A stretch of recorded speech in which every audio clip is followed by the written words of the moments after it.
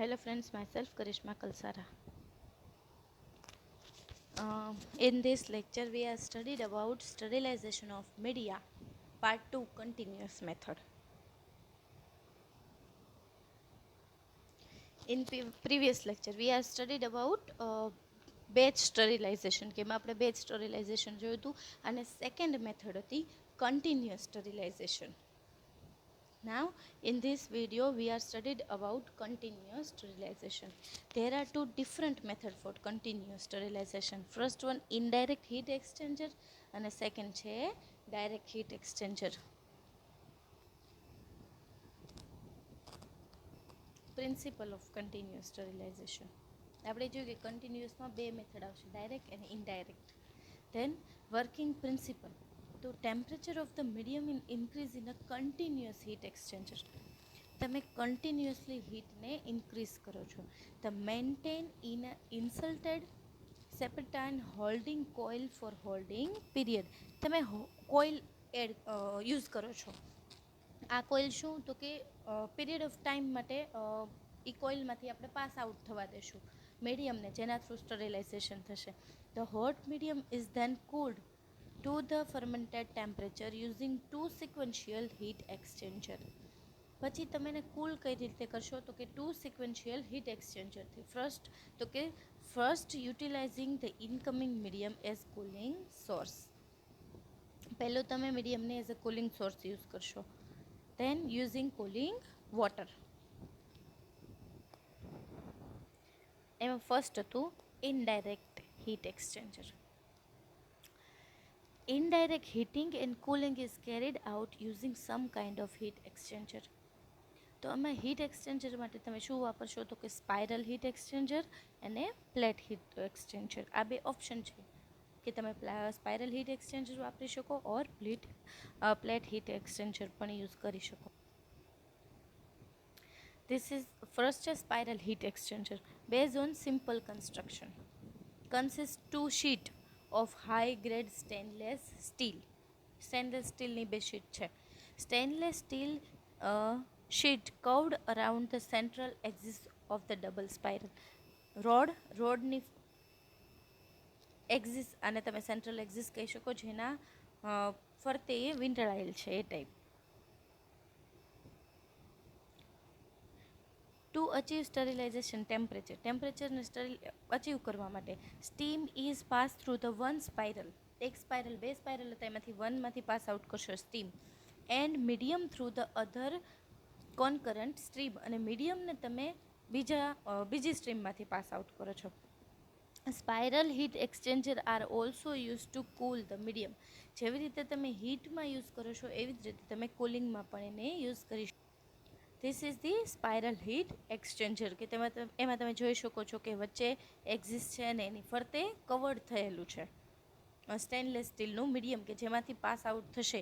એ જે stainless સ્ટીલનું cover છે એમાંથી તમે પાસ આઉટ થયેલું જોઈ શકો છો કે એમાંથી પાસ આઉટ થાય છે સ્ટીમ કે કુલિંગ સ્ટીમ, તમે જે કાંઈ પણ તમારે જે નીડ છે એ રીતે.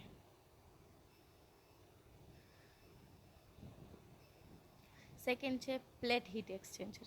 One is composed of multiple thin slightly separate plate, very large surface area and fluid flow passenger of heat transfer.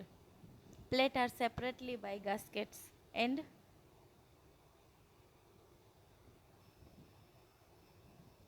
now this is the figure of indirect heat exchanger.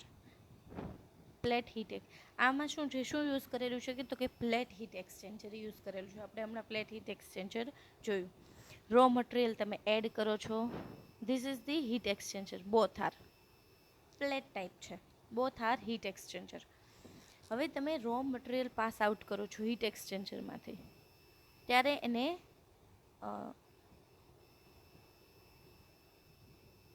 This is the pathway. Heat એક્સચેન્જરમાંથી તમે જ્યારે પ્લેટમાંથી pass out કરો છો ત્યારે એને heat મળે છે. Now this raw material pass through holding કોઇલમાંથી પાસ આઉટ થાય. ત્યારે 120 ડિગ્રી ટેમ્પરેચર છે કોઇલનું, આપણે કોઇલ જોઈ 10 મિનિટ્સ માટે. 10 મિનિટ્સ માટે તમે કોઇલમાંથી પાસ આઉટ કરો છો. Then it's pass to steam applied heat to the plate, અને પછી તમે એને પ્લેટમાંથી પાસ આઉટ કરો છો કે એ પ્લેટમાં જેમાં હીટ છે. Then pass through the cooler, અને કુલરમાંથી તમે જ્યારે એને પાસ આઉટ કરો છો ત્યારે રો મટીરિયલ છે એ કુલર થઈ જાય છે. આમાં તમે એને ઇનડાયરેક્ટ હીટ પ્રોવાઈડ કરો છો થ્રુ પ્લેટ હીટ એક્સચેન્જર. તમે પ્લેટ એક્સચેન્જરથી એને હીટ પ્રોવાઈડ કરો છો. આ હતું indirect heat exchanger method. Indirectly કઈ રીતે કરી શકો. હવે એના એડવાન્ટેજ શું છે? તો કે નો રિસ્ક ઓફ કન્ટામિનેશન, કોઈ કન્ટામિનેશનનો રિસ્ક નથી. Low cost sterilization compare to steam injection method. Then less steam use થાય. આના ડિસએડવાન્ટેજ શું છે? Slow process compare to steam injection method, and sometime change for medium characterization due to the direct contact with water surfaces. ઘણી વખત મીડિયમનું કેરેક્ટરાઇઝેશન પણ change કરવું પડે છે, કેમ કે તમે ડાયરેક્ટ એને હોટ સરફેસના કોન્ટેક્ટમાં આવવા દો છો એટલા માટે. This is all about indirect heat exchanger. Now we are studied about direct heat exchanger. Direct heat exchanger. Medium in the sterilization heated to required temperature by steam directly via injector. આમાં તમે directly એને heat provide કરો છો. 2 type હોય એક્સચેન્જરના. First, continuous sterilization by steam injection flash cooling, અને second છે modified continuous injector flash cooler સ્ટરિલાઇઝેશન.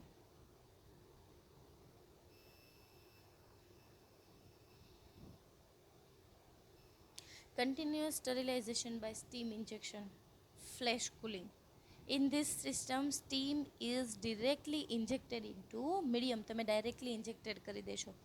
Required temperature છે 140 degree reached in microseconds. Cooling is carried out in a flash cooler in vacuum chamber. This is the figure of indirect heat exchange. Figure છે steam injecting flash cooling. First, raw material injection of steam of fermentation medium. તમે raw મટીરિયલમાં એટલે કે તમે direct જ fermentation મીડિયમમાં steam inject કરો છો. Holder less than 140 for 1 to 5 minutes. એ કોઇલની અંદર તમે 140 ડિગ્રી ટેમ્પરેચર પ્રોવાઈડ કરો છો for 1 to 5 minutes. 1 to 5 minutes, 140 degree temperature.